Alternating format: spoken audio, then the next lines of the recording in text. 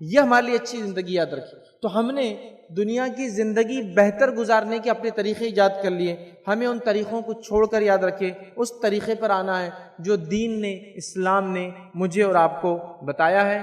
آئیے میں آج آپ کو کچھ نکات پوائنٹس کی شکل میں دنیا کی بہتر زندگی مگر کیسے، اس عنوان پر رکھنے کی کوشش کروں گا۔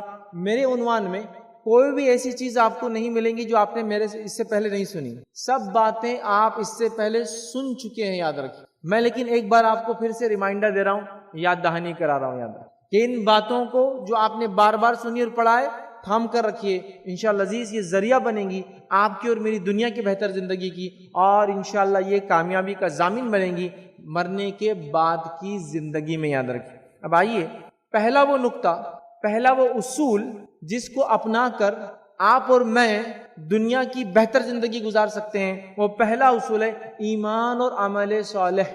ایمان اور عمل صالح وہ طریقہ ہے، وہ پہلا اصول اور ذریعہ ہے۔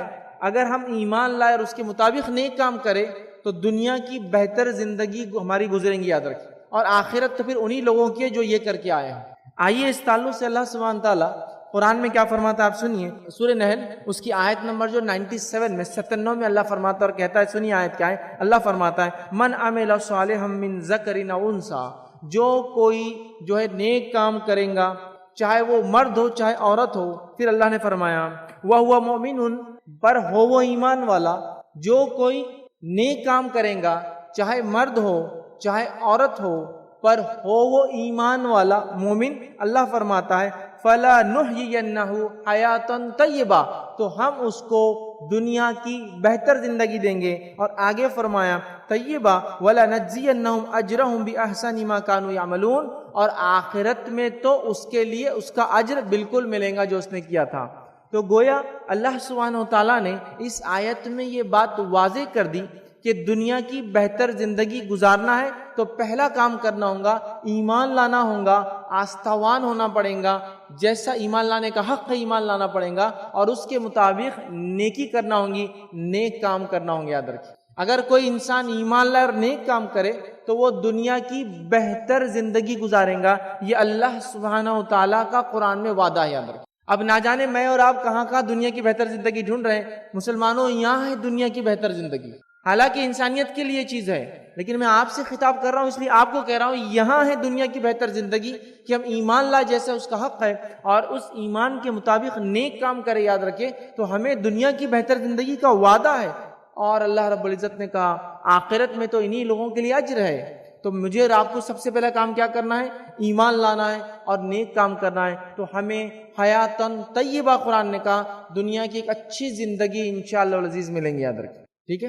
اور عمل صالح کے تعلق سے ایک بات کی وضاحت کر دوں، عمل صالح وہ ہوتا ہے جو اللہ کی کتاب نے جس کا حکم دیا پھر نبی اکرم صلی اللہ علیہ وسلم نے اس کو کر کر ہمیں بتایا ہے، ورنہ عمل صالح کے لیے لوگ بہت سارے اپنے طریقے ایجاد کرتے ہیں۔ چلیے آئیے ہم آگے بڑھتے ہیں اور اپنے دوسرے اصول کی طرف بڑھتے ہیں کہ دنیا کی بہتر زندگی گزارنے کا دوسرا اصول کیا ہے۔ تو یاد رکھیے دنیا کی بہتر زندگی گزارنے کا دوسرا اصول یہ ہے، اسے کہتے ہیں شکر۔ اسے کیا کہتے ہیں؟ شکر۔ شکر سمجھتے ہیں آپ کہ اللہ تعالیٰ نے جو دیا اس کا ہم شکر ادا کریں، یہ ایک اصول ہے کہ ہم دنیا کی زندگی بہتر گزار سکیں گے۔ لیکن کتنی افسوس کی بات ہے، ہم لوگوں نے ناشکری کو اپنا زندگی جینے کا طریقہ بنا لیا ہے۔ ہر آدمی اللہ تعالیٰ نے جو دیا ہے اس پر ناشکری کے کلمات ادا کر کے اس سے اوپر والے کو دیکھ کر یہ کہہ رہا ہے کہ مجھے تو یہ نہیں ملا، وہ تو مجھ سے آگے ہے۔ لیکن یہ بات یاد رکھیے کہ جب جو آپ کو اللہ نے دیا اس پر آپ مطمئن ہو کر اللہ کا شکر ادا کریں کہ اللہ جو کچھ دیا بس وہ خیر ہے، بہت اچھا ہے، تیرا شکر ہے اس معاملے میں، تو اللہ رب العزت قرآن میں یہ وعدہ کر چکا ہے کہ وہ اور دیں گا۔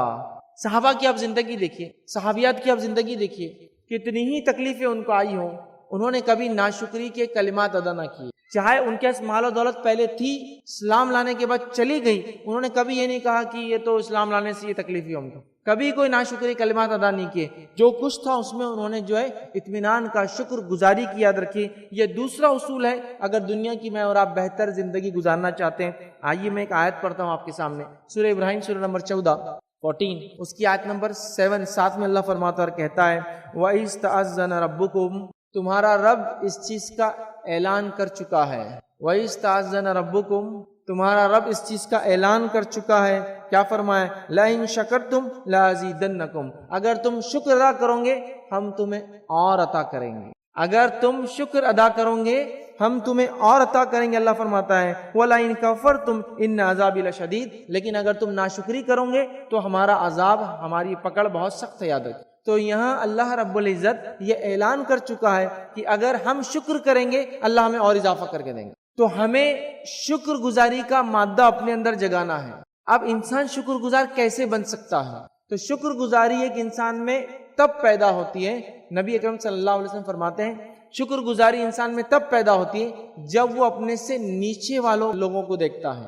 سمجھ رہے آپ؟ جیسا مثال کے طور پر آپ یہ سوچتے ہیں کہ میرے پاس تو صرف ایک 2 ویلر ہے، لوگوں کے پاس تو کیا کچھ نہیں، آپ آگے دیکھ رہے ہیں. لیکن آپ میں شکر گزاری ہمیں تب ہوں گی جب ہم دیکھیں گے لوگ پیدل بھی چلتے ہیں سڑکوں پر تو آپ کہیں گے الحمدللہ میرے پاس کم از کم 2 ویلر تو ہے. تو ہمارا معاملہ یہ ہے کہ ہم اپنے سے اوپر والوں کو دیکھ کے ناشکرے ہوتے جا رہے ہیں، جبکہ اصول یہ ہے کہ نیچے والوں کو دیکھو تو شکر گزاری کا مادہ پیدا ہوگا. اور اگر ہم اللہ رب العزت کی شکر گزاری کریں گے تو اللہ تعالیٰ کا وعدہ ہے اپنی کتاب میں وہ اور بڑھا کر دے گا، اضافہ کر کے دے گا. تو جو کچھ ہمارے پاس ہے اس بات کو یاد رکھ لیجئے، اس میں اللہ رب العزت کا میں اور آپ شکر بجا لا. یاد رکھیں آج ناشکری کا ایسا عالم ہے، اگر نوجوانوں کو لے لے ہمارے تو وہ اپنے والدین کی کمپلین کرتے تھکتے نہیں ہیں کہ ہمیں تو یہ نہیں ملا، ہم کو تو وہ دیا نہیں گیا، ہمارے ساتھ تو یہ نہیں ہوا. بڑوں کو اگر لے لے یا ہم اپنے آپ کو لے لے، ہم بھی ناشکر ہیں اللہ کے. جو اللہ نے دیا اس میں شکر گزاری نہیں کرتے بلکہ دوسری چاہت میں اللہ کی ناشکری کرتے ہیں. تو اگر ہم چاہتے ہیں کہ اللہ ہمیں اور دیں،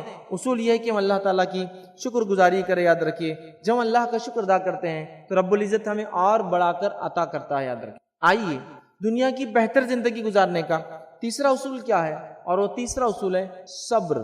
صبر.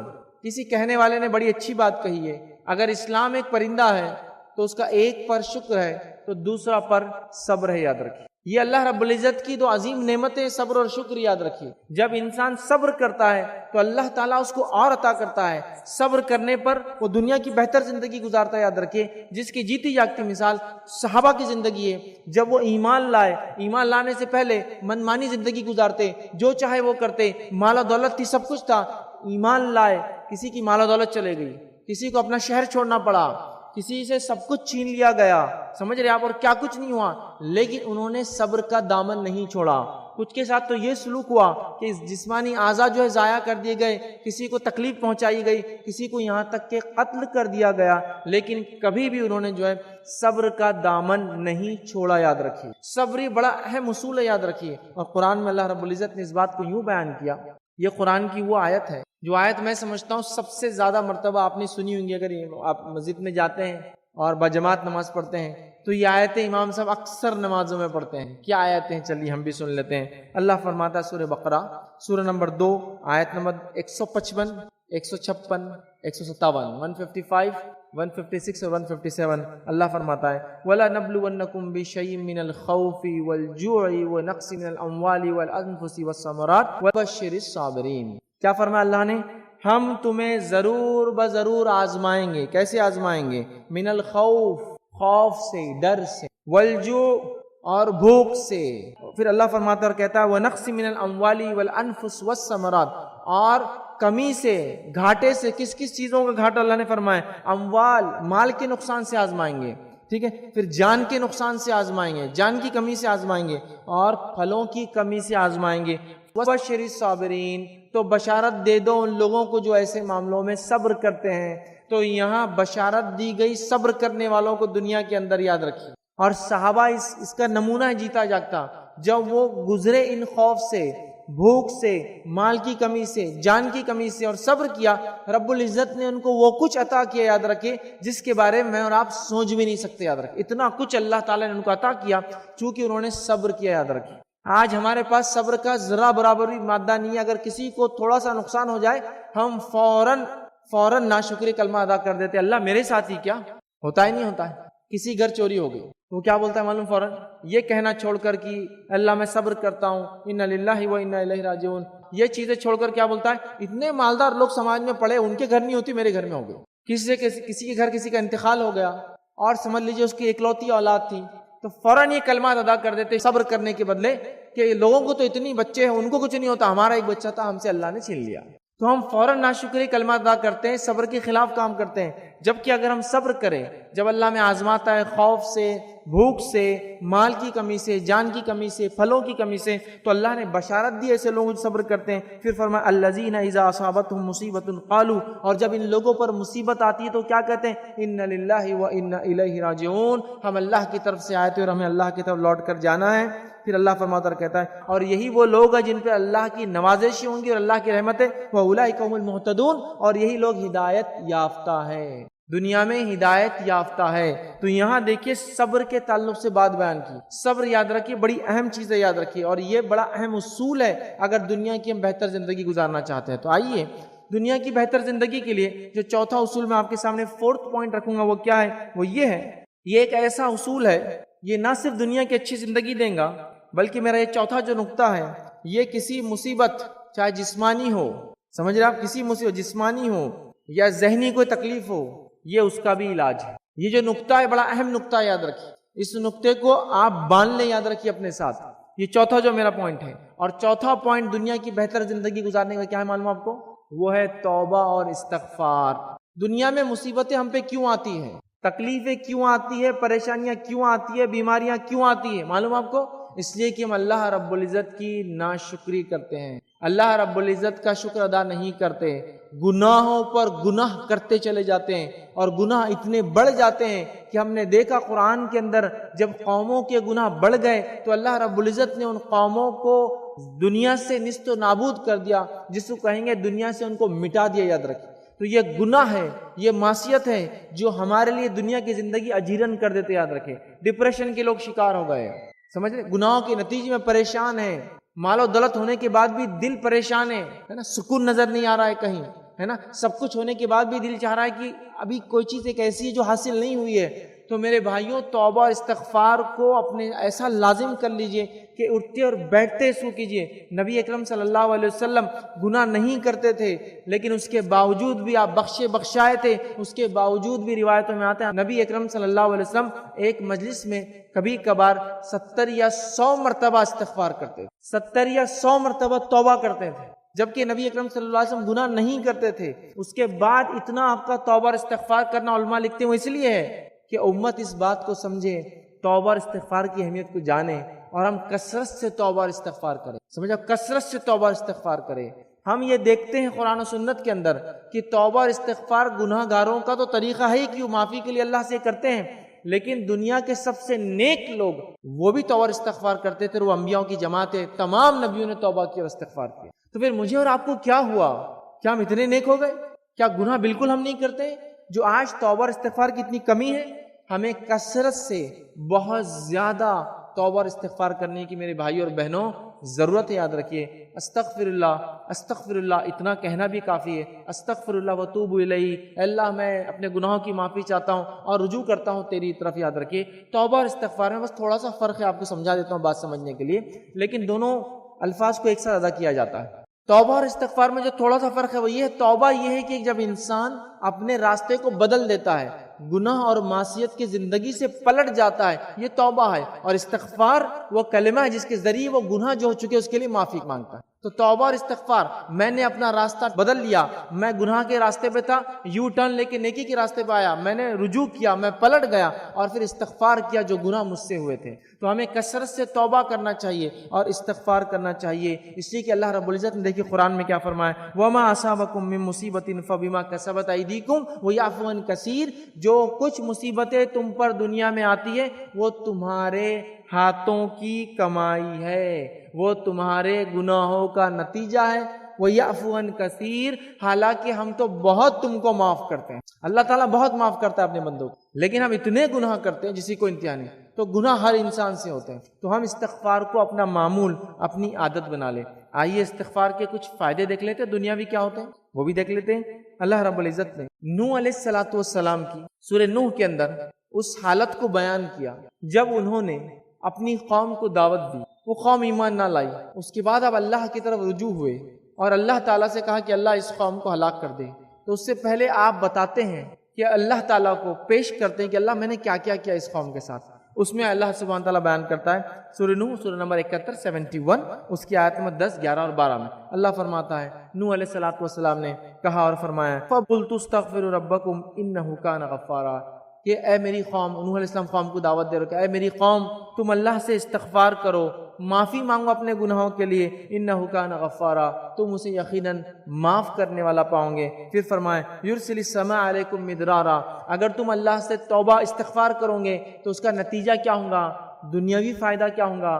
دنیا میں کیا فائدہ ملے گا؟ یرسل السماء علیکم مدرارا، آسمان سے اللہ تعالیٰ موسلا دھار نفع بخش بارش کو برسائیں گے۔ آج چاہے آپ جس بھی سیکٹر سے ہو، دنیا میں جو بھی پیشہ رکھتے ہو، آسمان سے تعلق آج بھی ساری انسانیت کی، اگر بارش نہ ہو تو سارا سسٹم تہس نہس ہو جاتا ہے، چیزیں مہنگی ہو جاتی ہیں، لوٹ مار مچ جاتی ہے سماج میں، یاد رکھیں۔ تو لہٰذا استغفار کا ایک فائدہ جو نوح علیہ السلام نے اپنی قوم کو بتایا وہ یہ کہ اللہ تعالیٰ آسمان سے موسلادھار بہترین نفع بخش بارش کو برسائیں گا۔ دوسرا دنیاوی فائدہ کیا بتایا؟ غور سے سنیے، وَيُمْدِدْكُمْ بِأَمْوَالٍ وَبَنِينَ، اور تم کو مال میں بڑھا دیں گا، اور تم کو مال میں بڑھا دیں گا۔ کون سا انسان ہے جو مال نہیں چاہتا؟ طریقہ یہاں ہے، کسی کو دھوکہ دے کر، جھوٹ بول کر، سود پر کام کر کے مال نہیں بڑھتا ہے، یاد رکھیں، سمجھ رہے آپ؟ اسلامی طریقے مال کمانے کے۔ تو یہاں ایک فائدہ استغفار کا یہ ہے کہ اللہ تعالیٰ فرما رہا ہے کہ نوح علیہ السلام کی زبانی، کہ نوح علیہ السلام نے جو ان پر وحی آئی تھی اپنی قوم کو سنا رہے ہیں کہ فائدہ کیا ہوگا؟ آسمان سے بارش برسیں گی،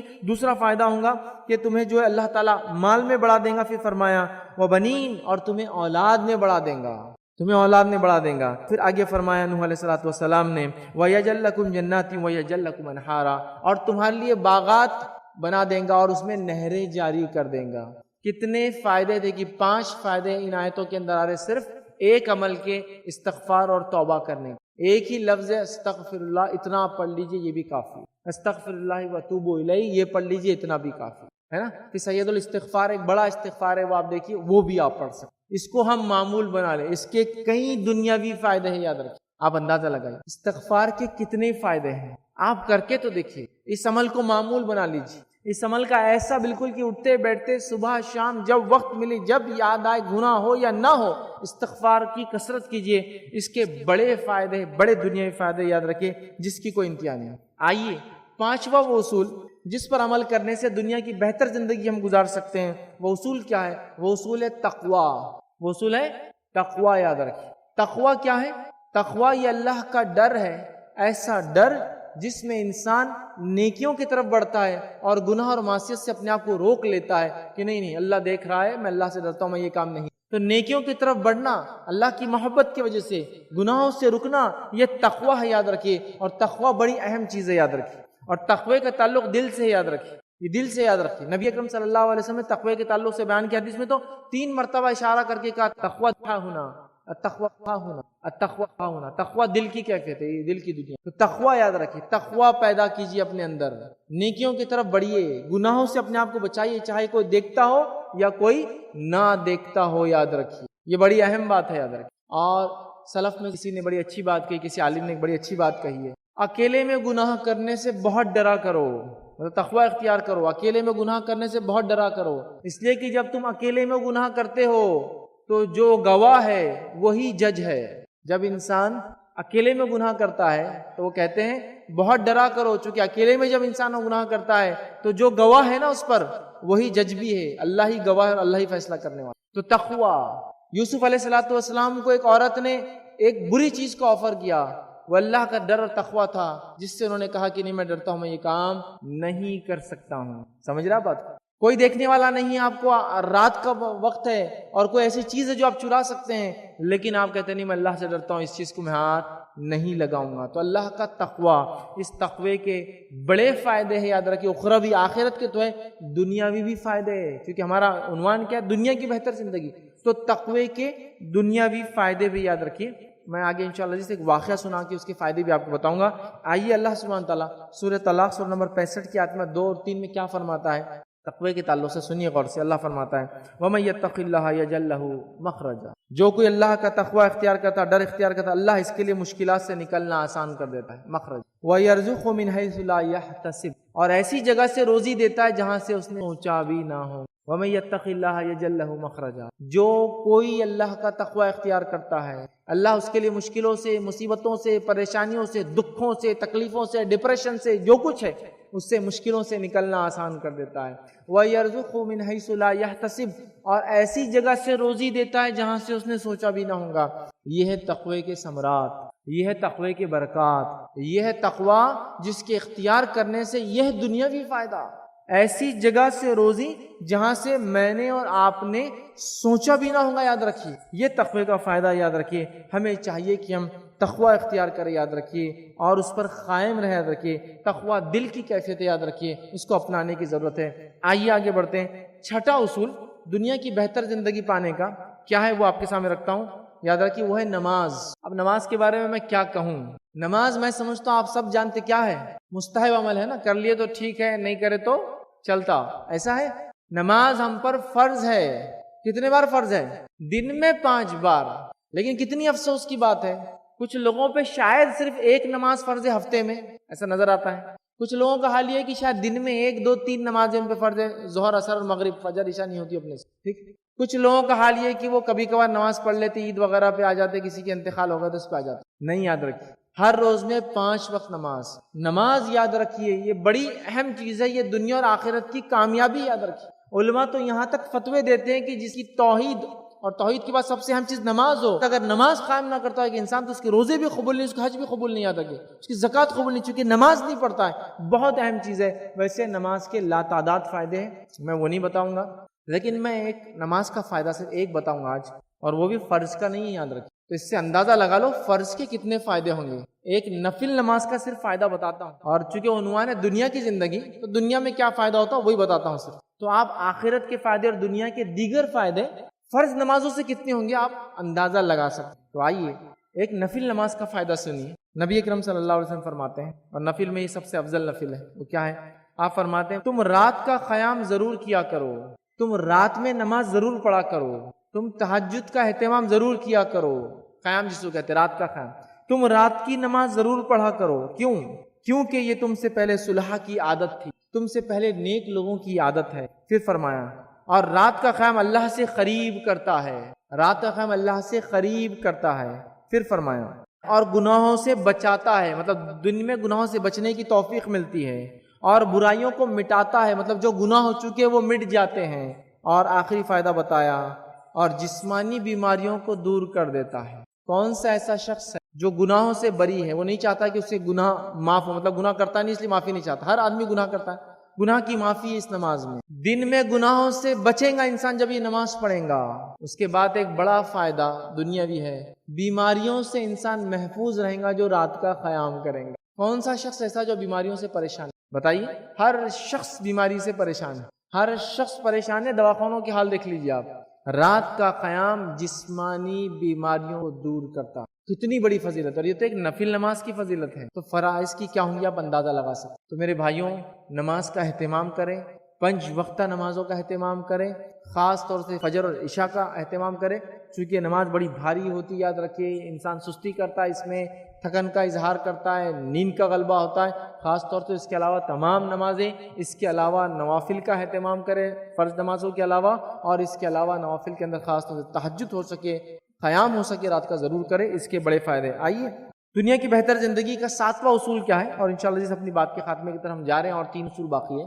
7واں اصول 7th جو ہمارا پوائنٹ ہے وہ یہ ہے کہ اگر ہم دنیا کی بہتر زندگی چاہتے ہیں تو ہم اللہ تعالیٰ سے کثرت سے دعا کریں، اللہ تعالیٰ سے کثرت سے دعا کریں۔ یاد رکھیں ہم لوگوں کا معاملہ دعا کا یہ ہے کہ دعا کرتے بھی ہے تو کب کرتے ہیں؟ جب کوئی مصیبت پریشانی یا تکلیف آ گئی۔ جیسا مثال کے طور پر ایک صاحب بڑی دعا کرتے نظر آ رہے، تو محلے کے لوگ یا جو لوگ ان کو دیکھتے ہیں کبھی کبھار تو بولتے بیٹے گھر میں سب ٹھیک تو ہے نا، یا اگر نوجوان ہے تو بولتے بیٹے ایگزام آ گئے کیا۔ تو گویا دعا کو ہم سمجھتے ہیں جب ہم مصیبت میں پھنس جائے، تکلیف میں آ جائے تو ہم دعا کریں۔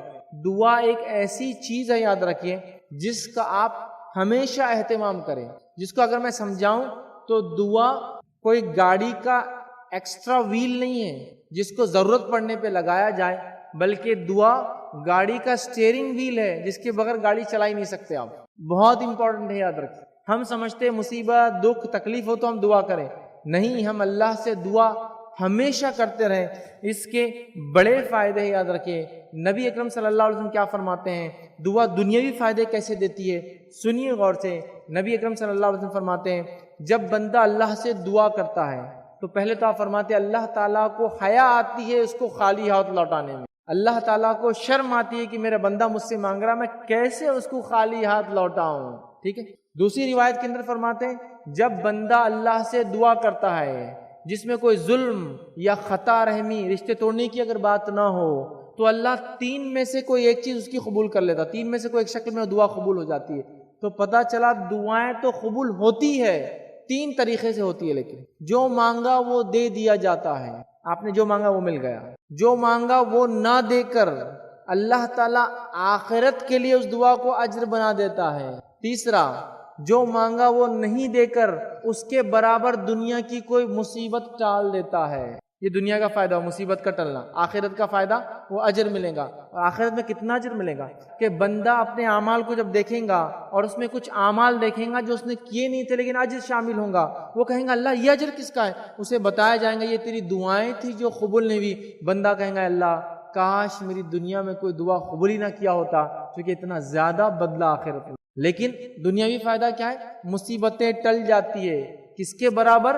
جو مانگی گئی دعا اس کے برابر اگر وہ قبول نہ ہو تو مصیبت ٹال دیتا اللہ تعالیٰ. تو دعاؤں کا خاص طور سے اہتمام کریں. ہمارے پاس لوگ سمجھتے ہیں کہ اللہ تعالیٰ کچھ مخصوص لوگوں کی صرف دعا سنتا ہے.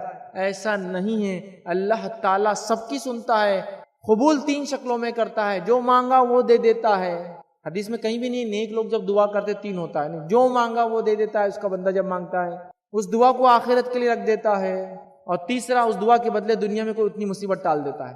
خوب کثرت سے دعائیں کیجیے. یاد رکھیے اپنے لیے مصیبت، پریشانی، تنگ دستی، بدحالی، قرض، بیماریاں، کچھ بھی ہو، رب کے سامنے جو ہے اپنی حاجت کو رکھیے. یاد رکھیے دنیا کے سامنے ہاتھ پھیلاؤں گے، دنیا چاہے تو دیں گی چاہے تو لوٹا دیں گی. ہمارا رب وہ رب ہے جو ہمیں کبھی نہیں لوٹاتا. تو ہمیں دعائیں کرنا چاہیے. والدین ہونے کے ناطے بچوں کے لیے، سمجھ رہا، اور ہر انسان ایک دوسرے کے لیے اور اپنے آپ کے لیے جو دعا کرے. آئیے 8واں اصول دنیا کی بہتر زندگی گزارنے کا وہ کیا ہے وہ میں آپ کے سامنے رکھتا ہوں، اور وہ ہے ذکر الہی. اللہ کے ذکر میں اپنی زبان کو تر رکھیے. آج ذکر کا معاملہ بھی ہمارا بڑا مخصوص ہو چکا ہے. یاد رکھیے. اور ذکر کا ایک عظیم فائدہ جو قرآن نے گنا ہے کیا ہے؟ آج کسی بھی انسان سے پوچھ لیجئے، اس کی دل کی دنیا ویران نظر آتی. بہت پریشان ہے یار، سب کچھ ہے لیکن دل اطمینان نہیں.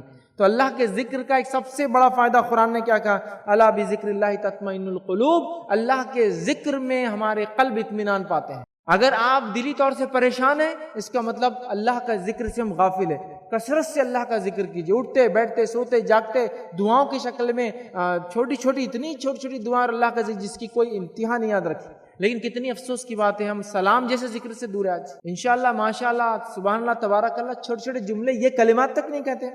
اور اگر کہتے بھی ہے تو مخصوص وقت میں کہتے ہیں. اتنے مخصوص کی آج کل تو حالت یہ ہو گئی. یہ جو ذکر ہے اللہ کے چھوٹے چھوٹے، حالانکہ الحمدللہ یہ افضل الدعا حدیث کے اندر آتا ہے. افضل الذکر لا الہ الا اللہ، افضل الدعا الحمدللہ. لیکن ہمارے حالات کیا ہے؟ آپ دیکھیں ہمارے حالات کیا ہے. اگر کوئی الحمدللہ بول رہا تو اس کا معنی وہ خوشی ہوں گا، وہ خوش ہی ہوں گا. پریشان آدمی کبھی الحمدللہ نہیں بولتا ہمارے پاس. ارے الحمدللہ ہر حال میں بولنا ہے. آپ خوش ہے بھی تو، آپ پریشان ہے بھی تو ہم اللہ کی تعریف کریں کہ تمام تعریفیں اللہ کی جس نے جو حال میں رکھا اچھا رکھا. تو الحمدللہ صرف خوشی ہے. تو سمجھ رہے بات؟ یہ ہمارا معاملہ. انشاءاللہ جب ہم کو کوئی کام نہیں کرنا ہے تو، جھوٹ بولنا ہے تو کل سامان بن جائے گا انشاءاللہ. ارے بھائی تم جب بھی انشاءاللہ بولتے نہیں دیتے نا انشاءاللہ، مطلب اب تو کام نہیں ہونے والا ہے. یہ ہماری حالت بنتی. تو ہمیں جو ہے اللہ کے ذکر کو عام کرنا ہے. ماشاءاللہ اگر کسی کو آپ بول دے تو وہ شخص اپنے آپ کو دیکھ کر کہتا میں اتنا موٹا تو ابھی نہیں ہوں یار. تو یہ تو اللہ نے جیسا چاہا اس کا معنی یہ تھوڑی ہے کہ تم. تو ہم نے مخصوص کر دیا. عام کیجیے اللہ کے ذکر کو دعاؤں کی شکل میں، الفاظ جو اللہ کے رسول جو کلمات سکھا اس کی شکل میں. مسجد آتے جاتے وقت، مسجد سے نکلتے وقت، بیت الخلاء آپ جا رہے ہیں، گھر سے باہر نکل رہے، دعائیں دعائیں دعائیں اللہ کا ذکر ہر بار ہم کرتے رہے اور اپنی زبان کو تر رکھے. یاد رکھیے. آئیے اسی طرح جو ہے 9واں اصول ہے وہ ہے اللہ پر توکل، بھروسہ. اللہ پر توکل اگر کریں گے تو دنیا کی بہتر زندگی ایسا ملیں گی کہ اللہ تعالیٰ روزی دیں گا آپ کو۔ حدیث کے الفاظ ہیں، نبی اکرم صلی اللہ علیہ وسلم نے فرمایا کہ اگر تم پرندوں کے جیسا توکل کرو اللہ تعالیٰ پر، جو ہر صبح اپنے گھروں سے خالی پیٹ نکلتے ہیں اور شام بھر پیٹ گھر لوٹ آتے ہیں، تو اللہ تعالیٰ بھی تمہیں ایسی ہی روزیاں دیں گا جیسا پرندوں کو روزیاں دیتا ہے۔ اگر تم اللہ پر توکل کرو، ہے نا، جیسا پرندے کرتے ہیں، وہ اپنے گھونسلوں سے بھی نکلتے ہیں اور بھر پیٹ واپس لوٹ آتے اپنے گھروں پر، تو اللہ تمہیں بھی دیں گا۔ اب ہم نے توکل کا بہت ہی بھونڈا معنی لیا۔ بھونڈا معنی سمجھتے ہیں؟ برا معنی، کچھ نہیں کر رہے، اللہ پہ توکل، جو ہونا دیکھا جائے۔ حدیث کے الفاظ ہے پرندے گھروں سے نکلتے ہیں، پرندے گھر میں بیٹھ کے توکل نہیں کرتے ہیں، ان کو سکھا نکلنا ہے۔ ہمیں سنت بتائی گئی کہ ہمیں اللہ پہ توکل کرنا ہے اور مشقت، محنت اور کوشش کرنا ہے، تو اللہ تعالیٰ روزی دیں گا۔ دنیا کی بہتر زندگی، روزی چاہیے، اللہ پر توکل کیجیے، یاد رکھیں اللہ تعالیٰ ویسی روزی دیں گا جس طرح سے اللہ تعالیٰ پرندوں کو، یاد رکھیں، روزی دیتا ہے۔ اور آج کا آخری نقطہ دنیا کی بہتر زندگی کے اندر ہم جو دیکھیں گے وہ کیا نقطہ، یاد رکھیں، وہ یہ ہے کسی کی پریشانی کو دور کرنا۔ کسی کی پریشانی کو دور کرنا یہ سبب ہے دنیا کی بہتر زندگی کا۔ وہ کیسے؟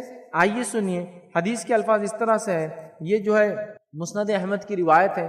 نبی اکرم صلی اللہ علیہ وسلم فرمایا اور کہا، جو شخص یہ چاہتا ہو کہ اس کی دعا قبول کی جائے، جو شخص یہ چاہتا ہو اس کی دعا قبول کی جائے اور اس کی پریشانی دور کر دی جائے، تو وہ تنگ دست کی پریشانی کو دور کر دے۔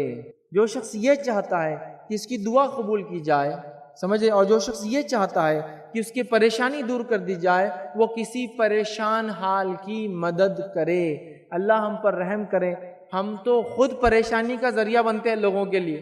یہاں تو حدیث کری پریشانی دور کرو، بدلے میں دعائیں قبول کرواؤ اور بدلے میں اپنی پریشانیوں کو جو اپنے سے دور کرو۔ تو اگر ہم چاہتے ہیں دنیاوی آفت، بلائیں، مصیبت، پریشانی، تنگ دستی، قرض کا بوجھ یہ ہم پہ آج پڑا ہے، دوسروں کی مدد کیجیے، اللہ تعالیٰ آپ کی دعائیں قبول کریں گا، اللہ تعالیٰ انشاءاللہ عزیز ہمارے پریشانیوں کو دور کریں گا۔ یہ 10 اصول تھے، یہ 10 وجوہات تھی جو قرآن و سنت میں نے آپ کے سامنے رکھی۔